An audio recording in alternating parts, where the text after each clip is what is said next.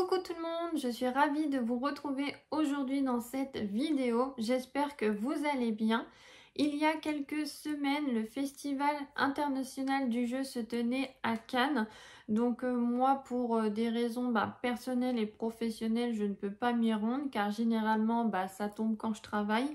Et aussi, c'est loin de chez moi, donc c'est vraiment de l'organisation et des frais pour pouvoir s'y rendre. J'espère qu'un jour je pourrai y aller, mais pour le moment ce n'est pas le cas. Donc je vis l'aventure à travers les stories des copains et justement je vous ai déniché les jeux qui peuvent se jouer en solo. Donc j'en ai à peu près 34 à vous présenter aujourd'hui dans la vidéo. Donc j'espère que celle-ci va pas être trop longue. N'hésitez pas à vous caler, à prendre un petit chocolat, un petit thé ou un petit café. Et je vais vous montrer donc les jeux qui ont un mode solo. Pour peut-être 2 ou 3 jeux, j'ai un doute, donc à surveiller. Et puis en fin de vidéo, je vous dirai lesquels m'intéressent grandement. Ne vous inquiétez pas du coup si de temps en temps je ne regarde pas tout le temps la caméra, mais j'ai pris beaucoup de notes pour justement les jeux, essayer de ne rien oublier et de vous les décrire au mieux. Bien sûr, je vous inclus des photos pour que vous voyez à quoi ça ressemble. Et puis, si vous avez des questions sur les jeux, on se retrouve bien sûr en commentaire. Le premier jeu que je vais vous parler, c'est Happy Camper. C'est un jeu de logique pour une personne. Vous avez 40 défis à relever. Vous pouvez y jouer à partir de 12 ans pour des parties d'environ 30 minutes. En fait, vous allez devoir essayer de placer correctement vos vannes à côté de certains feux de camp. Vous allez en fait avoir, je pense, une progression au niveau de la difficulté. C'est un petit jeu de poche, je pense, qui peut être emmené partout. Donc c'est un jeu qui est déjà disponible à l'achat et ce sont les éditions Puzzle Michel Wilson. En deuxième jeu, nous avons Sleeping God Primeval Peril. C'est un jeu d'aventure narrative dans le monde de Sleeping Gods. Donc moi, je connais le monde de Sleeping Gods, mais j'ai jamais joué, mais c'est un jeu, c'est vrai, qui pouvait me tenter. Mais il y avait beaucoup de matériel, je crois qu'il y avait une grande campagne. Et là, justement, celui-ci vous propose une campagne plus courte. Ça se joue de 1 à 2 joueurs à partir de 13 ans et vous allez avoir 2 heures de jeu environ. Ce sont les éditions Lucky Duck Game et c'est une sortie prévue en mai 2025. Après, nous avons Couronne de Cendres. C'est un jeu de stratégie avec placement d'ouvriers et contrôle de zone de 1 à 4 joueurs à partir de 14 ans et environ 90 minutes de jeu. Ce sont les éditions Pixie Games et c'est une sortie prévue en septembre 2025. Donc c'est vrai que la couverture est intrigante. Le plateau aussi, c'est plutôt assez sombre, je crois, de mémoire. Mais voilà, à voir qu'est-ce que pourrait donner le jeu. Pour continuer, nous avons City Tour. Donc c'est un jeu de stratégie, de placement de tuiles de 1 à 4 joueurs pour des parties d'environ 20 minutes et à partir de 7 ans. Je crois que le jeu est actuellement disponible, je l'ai vu sur Lodum. Donc ce sont les éditions Blue Orange. Si j'ai bien compris, vous allez avoir un petit village ou ville où vous allez passer avec votre bus et vous allez peut-être devoir emmener telle personne à tel endroit et si vous réussissez, ça va vous faire, je crois, des points, mais je n'ai pas plus d'informations dessus. Nous avons un jeu d'enquête de poche, Qui a tué Jasper Van der Meer. C'est un jeu de 1 à 6 joueurs à partir de 14 ans et la partie dure 45 minutes. Ce sont les éditions Dossier criminel et vous pouvez déjà actuellement acheter le jeu. Donc en fait c'est Dossier criminel mais de poche. Vous allez vraiment avoir une petite poche avec des cartes à l'intérieur et vous allez faire votre enquête. Normalement j'ai contacté les éditions et ils vont m'en envoyer une copie presse. Donc j'ai hâte de pouvoir vous présenter ça sur la chaîne. Ensuite, nous avons Cardzel, donc Brocéliande Illimitable. Il y en a plusieurs sortes, mais là, c'est celui qui va arriver prochainement. Non, même d'ailleurs, il est déjà disponible, je vous dis des bêtises. C'est un jeu de cartes qui mêle observation et déduction. C'est un jeu de 1 à 4 joueurs à partir de 8 ans et pour des parties d'environ 30 minutes. Et ce sont les éditions Hopla. Donc c'est vrai que vous allez avoir des dessins avec des cartes, vous allez essayer de les assembler et ça va vous donner une image. Et je crois que dans cette image-là, après, vous allez avoir des questions et vous allez mener votre enquête. Nous avons le jeu Ravel. Donc c'est un casse-tête avec des dés pour un joueur à partir de 10 ans. Vous avez 30 minutes de jeu environ. Ce sont les éditions Impatience Games. Donc là, ils vont en sortir plusieurs petits jeux comme ça solo. C'est une sortie prévue en avril 2025. Donc j'ai pu voir, donc comme je vous dis, quelques images. Vous allez avoir une carte avec des dés et il va sûrement falloir faire des défis. Nous avons aussi du même éditeur Last Minute, donc c'est un jeu de rapidité, de stratégie. En fait, on va avoir 1 minute pour pouvoir désamorcer une bombe. Donc c'est à partir de 8 ans, de 1 à 5 joueurs. C'est une sortie prévue là pour avril 2025 également. Du même éditeur, nous avons Mayor of Chicago. Donc, c'est un jeu de cartes où on va chercher à devenir le maire de Chicago. C'est un jeu pour un joueur à partir de 12 ans et c'est environ 30 minutes de jeu. Et là, c'est une sortie pour 2025, mais j'ai pas encore le mois. Et pour terminer avec Impatience Game, ils sortent également Frégard. Donc Frégard, c'est un jeu de cartes avec prise de risque et gestion de main sur le thème de château ambulant et de monstres mécaniques. C'est pour un joueur dès 8 ans et pour des parties d'environ 15 minutes. Et celui-ci, c'est pareil, c'est programmé une sortie en 2025, mais je n'ai pas encore le mois. Nous avons ensuite les jardins suspendus. C'est un jeu de construction et de placement de tuiles de 1 à 5 joueurs pour des parties d'environ 30 minutes. Et vous pouvez y jouer à partir de 10 ans. Ce sont les éditions Gigamic et c'est une sortie prévue le 23 mai 2025. Nous avons dans un autre style un jeu narratif, donc sur la route For the Story. J'ai un doute si c'est en solo ou non. Il y en a qui disent que oui. Après, quand je fais des recherches sur internet, je vois que c'est à partir de 2 joueurs. Donc, à surveiller, voir s'il y a un solo ou non. J'ai pas d'âge. Et pareil, j'ai pas de date de sortie. Donc là, c'est un jeu où j'ai pas beaucoup d'informations. Donc, à surveiller si au fil de l'année 2025, on a des petites infos qui sortent. Ensuite, nous avons Color Wars. Donc, c'est un jeu de lettres et de mots de 1 à 6 joueurs dès 10 ans et pour des parties d'environ 20 minutes. Ce sont les éditions Banquise Éditions. C'est une sortie prévue le 2 mai 2025. Donc, si j'ai bien vu, vous allez avoir une grille et ça me fait penser un petit peu à Motus. Vous allez avoir aussi des lettres au-dessus avec des couleurs. Donc, si vous arrivez à combiner votre lettre avec la couleur associée, vous allez, je crois, gagner plus de points. Un autre jeu où j'ai très peu d'informations et que j'ai un doute si c'est un jeu en solo, c'est les druides d'Edora. C'est un jeu de placement de dés, de construction de cartes. Et comme je vous dis, j'ai un petit doute sur le solo. Donc pareil, à surveiller en cours d'année si on a plus d'infos sur le jeu. Après, nous avons un jeu de stratégie où on va gérer notre ferme, on livre nos marchandises à Dodan. Il s'appelle El Burro. C'est un jeu de 1 à 4 joueurs dès 14 ans et pour des parties d'environ 2 heures.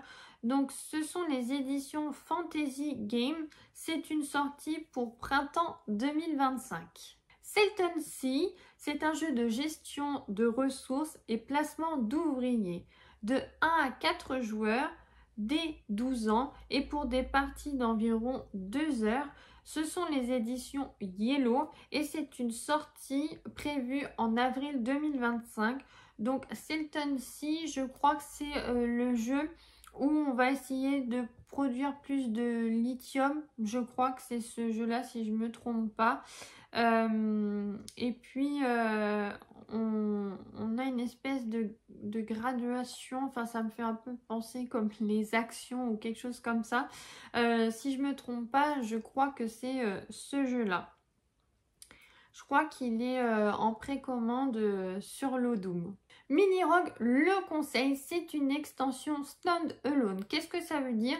C'est-à-dire qu'avec Mini Rogue, le conseil, vous pouvez très bien y jouer en plus avec le jeu de base ou vous pouvez très bien y jouer tout seul sans avoir besoin d'avoir le jeu Mini Rogue.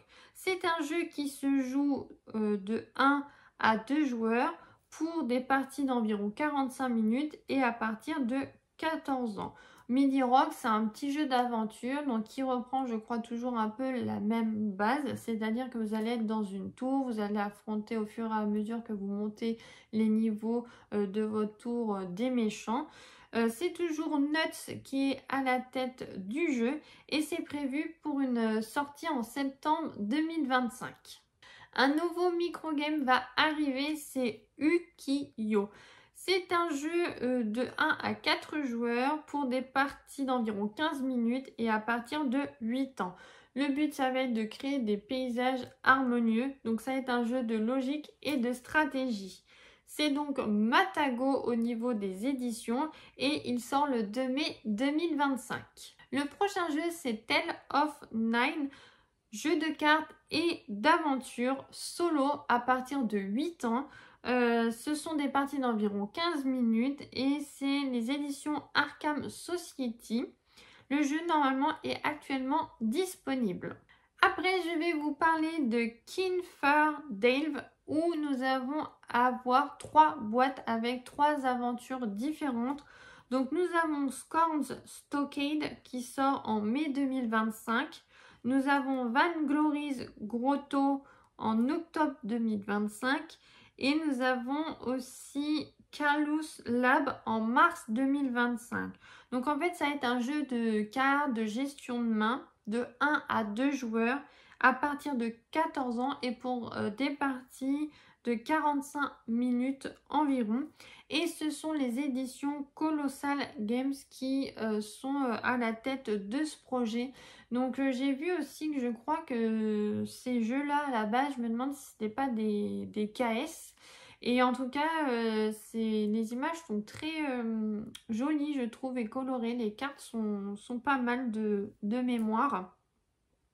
Après, nous avons le jeu Pergola. Donc, c'est un jeu de collection et de placement de tuiles de 1 à 4 joueurs. Environ 60 minutes de jeu et à partir de 10 ans. Ce sont les éditions Rebelle Studio et c'est une sortie prévue en avril 2025. On en a déjà entendu pas mal parler, ce sont les potions d'Azerland. C'est un jeu de gestion de ressources et de collection de 1 à 4 joueurs pour des parties d'environ 90 minutes et à partir de 14 ans. Ce sont les éditions Lucky Duck Games et c'est une sortie en avril 2025. Donc là, vous allez essayer de concevoir des potions, vous allez donc chercher vos ressources, construire des cartes. Je crois qu'il y a pas mal de matériel et c'est très joli. Après, nous avons Neko Syndicate. Donc, c'est un jeu de tableau building malin et stratégique de 1 à 4 joueurs dès 14 ans. 40 minutes de jeu environ et ce sont les éditions Combo Games et c'est une sortie en mai 2025. Nous avons Ludonote qui nous propose le jeu Limite. Donc c'est un jeu de stratégie où on incarne une nation de 1 à 6 joueurs dès 13 ans et au niveau du temps, je ne sais pas, j'ai pas d'informations là-dessus pour le moment. et c'est une sortie prévue en octobre 2025. Donc je crois que dans limite, on va être, comme je vous disais, une nation et on va voir si on va être plutôt une nation qui va respecter la nature ou une nation qui va plutôt vouloir faire de l'argent. Je crois que c'est un petit peu ça l'idée du jeu.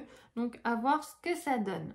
Nous avons après le jeu Nocturne. Donc c'est un jeu de placement de tuiles et de collection de 1 à 4 joueurs à partir de 10 ans et pour des parties d'environ 45 minutes. Ce sont les éditions Lucky Duck Games et c'est une sortie prévue le 9 mai 2025. Nous avons Kingdom Crossing, donc c'est un jeu d'engine building et de programmation de 1 à 4 joueurs pour des parties d'environ 90 minutes et à partir de 14 ans. Ce sont les éditions Sorry We Are French et c'est une sortie prévue en 2025. Un petit jeu de placement de tuiles, mais qui en gros des cartes, c'est Geyser. C'est de 1 à 4 joueurs à partir de 8 ans et pour des parties d'environ 30 minutes. Ce sont les éditions Creative & Cool et le jeu est prévu en avril 2025. Daydream, je suis très contente de pouvoir vous en parler. C'est un jeu que j'ai testé au Flip 2024. C'était en proto et ça y est, là, la sortie approche. C'est un roll and ride cosy et malin de 1 à 5 joueurs dès 8 ans pour des parties d'environ 30 minutes. Ce sont les éditions Disto Studio et c'est une sortie prévue le 21 mars 2025. Donc c'est un jeu où vous allez lancer vos dés, c'est un mélange de sudoku et de mots croisés. Donc c'est un chouette petit jeu. Un jeu que j'attends avec hâte, je l'ai commandé sur Ludum, il devrait pas tarder à arriver à la maison. C'est Wondrous Creature. Si franchement vous n'en avez pas entendu parler, c'est que vous êtes passé à côté de quelque chose. C'est un jeu de placement d'ouvriers, vous allez avoir du tableau building, de la construction. C'est un jeu de 1 à 4 joueurs dès 14 ans pour des parties d'environ 60 minutes. Ce sont les éditions Super Meeple et c'est une sortie prévue le 14 mars 2025. Iron Wood, c'est un jeu de cartes et d'affrontement de 1 à 2 joueurs dès 12 ans et vous avez à peu près 60 minutes de partie. Ce sont les éditions aussi Super Meeple et c'est une sortie prévue le 28 mars 2025. Dans Ironwood, je crois que vous allez être deux familles qui vont s'affronter pour avoir tel territoire. J'en sais pas plus que ça.